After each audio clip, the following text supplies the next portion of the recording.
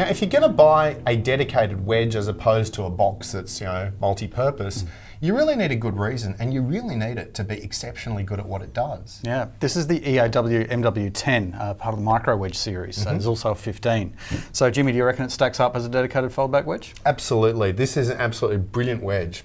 What we've got here is a 10-inch woofer and a coaxial arranged horn with a 2-inch voice coil behind it, and it's internally passively crossed over.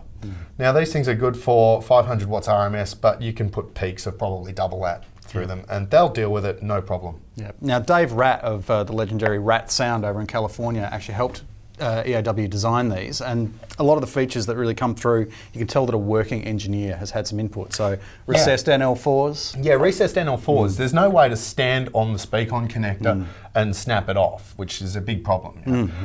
There's a handle underneath here, so you can pick it up easily. You can turn it around on its bum, and it's basically pushing straight out. The pattern out of these is normally 90-degree conical coverage, which is good. It's appropriate for a wedge. You've got extra NL4s underneath the unit, so when you're using it in standing up mode, you can plug it in without having cables coming out the top. Doesn't look ugly. This port is an interesting one. You can actually stick the base of your mic stand leg in there if you want. The other thing about the port is that it lets the box couple with the floor, which lets them get better low-end response out of it. Great. And speaking of being on the floor, you've actually stood on one of these as well. Yeah, I actually wasn't content to stand on it. I jumped up and down on it.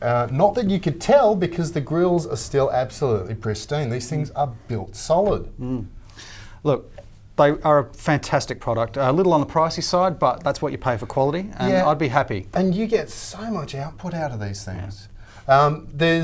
You can run them straight up without processing, but EAW have actually got 3 grey box presets. There's a white preset, a grey preset, and a blue preset, and they're all tuned to sort of different things. The white one's basically flat, and that makes a bit of a difference. So if you're running PowerSoft amps or EAW UX, I think 36 or 8800 series processor, you can take advantage of those. And look, I think brilliant product, absolutely brilliant.